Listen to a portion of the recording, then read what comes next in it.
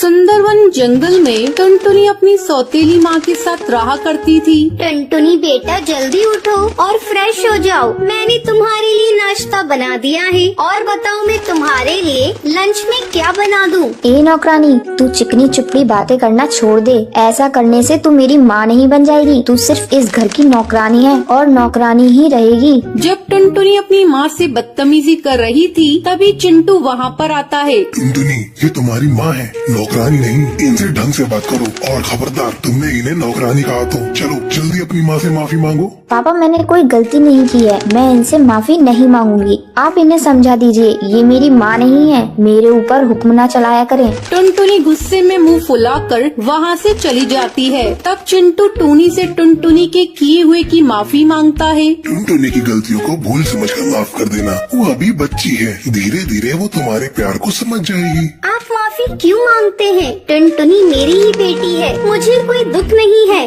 धीरे धीरे समय तेजी से गुजरने लगता है। एक दिन टुनटुनी के स्कूल में फैशन कंपटीशन का आयोजन होता है। तब टुनटुनी घर आकर अपने पिता चिंटू से कहती है, पापा, मेरे स्कूल में फैशन कंपटीशन है। आप एक अच्छे से जूते ला दीजिए। ठीक है, मैं ला दूंगा। अगले दिन चिंटू सुंदर से जूते लाकर टुनटुनी को देता है। पापा, ये शूज तो बहुत ही सुंदर हैं। इस बार तो कंपटीशन मैं ही जीतूंगी। हाँ हाँ बेटा, तुम ही जीतोगी। टुनटुनी बेटा लाओ, ये जूते मैं अच्छे से रख देती हूँ। कंपटीशन वाले दिन जब तुम इसे पहनोगी मैं तुम्हें तैयार करूँगी। नहीं, मुझे तुम पर विश्वास नहीं। अगर मैंने तुम्हें ये जूता दे दिया तो तुम इसे बर्बाद कर दोगी। नहीं बेटा, ऐसी कोई बात नहीं है। मैं तो तुम्हारा हमेशा भला चाहती हूँ। मैं जानती हूँ तुम मेरा कितना भला चाहती हो। अब जाओ, जाकर अपना काम करो। मेरे काम में अड़ंगा मत डालो। पापा, आप मेरे स्कूल आएंगे ना? मुझे बहुत खुशी होगी आपको वहाँ देखकर, लेकिन इस औरत को लेकर मत आइएगा। इतना कहकर टुनटुनी वहाँ से चली जाती है। कंपटीशन वाले दिन जब टुनटुनी तैयार हो रही होती है तभी उसके शूज फट जाते हैं।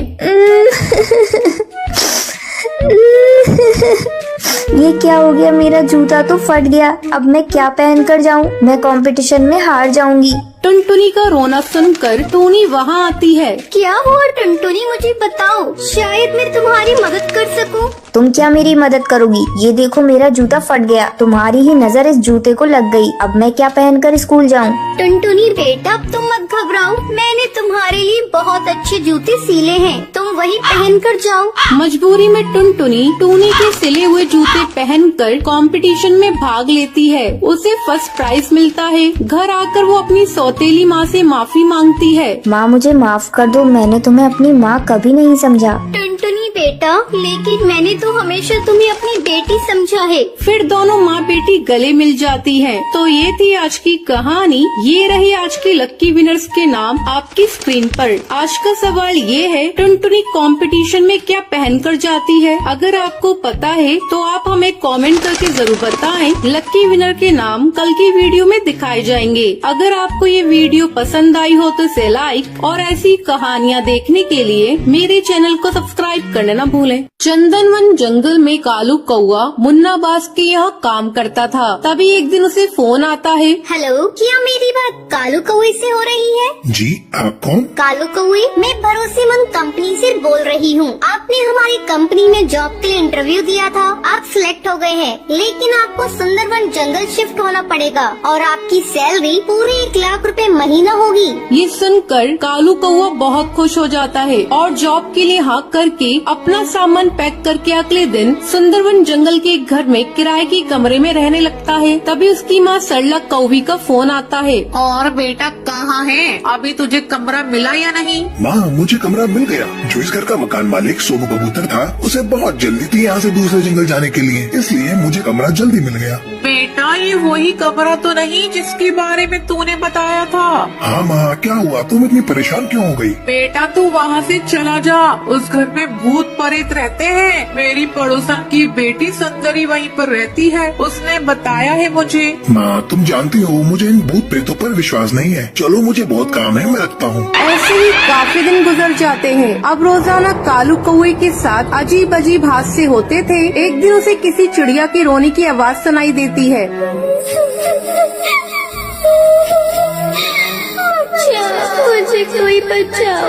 कालू कौवा उस आवाज को नजरअंदाज कर देता है। अगले दिन वो अपने पड़ोसी चीकू चिड़ा के पास जाता है। चीकू चिड़ा दरवाजा खोलता है। वो दिखने में बहुत ही अजीब सा था। चीकू चिड़ा, मुझे एक नौकरानी की जरूरत थी जो तुम्हारे यहाँ काम करने आती है। टूनी चिड़िया, तुम उसे मेरे घर में काम करने भेज दोगे? ये सुनकर वो उसके मुंह पर दरवाजा बंद कर देता है। अगले दिन कालू कौवे के घर टूनी चिड़िया आती है। जी, आप कौन? मैं टूनी चिड़िया हूँ। चीकू चिड़ा ने आपके यहाँ काम पर भेजा है। मैं बहुत ही अच्छे से काम करती हूँ साहब, आपको शिकायत का मौका नहीं दूंगी। अब टूनी चिड़िया कालू कौवे के यहाँ काम करती थी। एक दिन काम करते वक्त टूनी चिड़िया की गर्दन जोर जोर से हिलने लगती है। ये क्या कर रही हो टूनी? कुछ नहीं साहब, आप बताइए, आपको कुछ काम था? कालू कौवा इन सब हादसों से डर जाता है और वो घर में पूजा करने की सोचता है। अगले दिन वो पूजा की थाल लेकर पूजा कर रहा होता है। तभी टूनी चिड़िया अपने असली रूप में आ जाती है।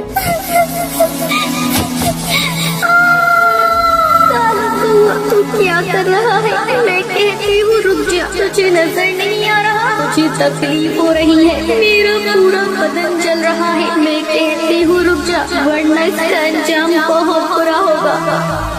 ये देखकर कालू कौवा डर के मारे घर से बाहर भागता है और अपने पड़ोसी चीकू चिड़ा के घर जाता है। चीकू चिड़ा, जल्दी बाहर आओ। तुम्हें पता है टूनी चिड़िया नौकरानी नहीं, वो एक चिड़िया की आत्मा है। मैं जानता हूँ, क्योंकि वो मेरी ही बीवी टूनी चिड़िया है। मैंने उसे तुझे मारने के लिए भेजा था। टूनी चिड़िया उड़ते हुए वहाँ पर आती है। उस घर में हमें मारा गया था। उस घर में जो आएगा वो बचेगा नहीं, हम उसे मार देंगे। अब तेरी बारी है कालू कौवा, तुझे कौन बचाएगा? कालू कौवा ये सब देखकर बहुत डर जाता है और जल्दी से उड़ता हुआ अपने घर से गुलाब जल उनके ऊपर डालता है। ये क्या कर दिया? हमारा शरीर जल रहा है, हम तुम्हारे करीब नहीं आ सकते। चीकू चिड़ा, बचाओ मुझे।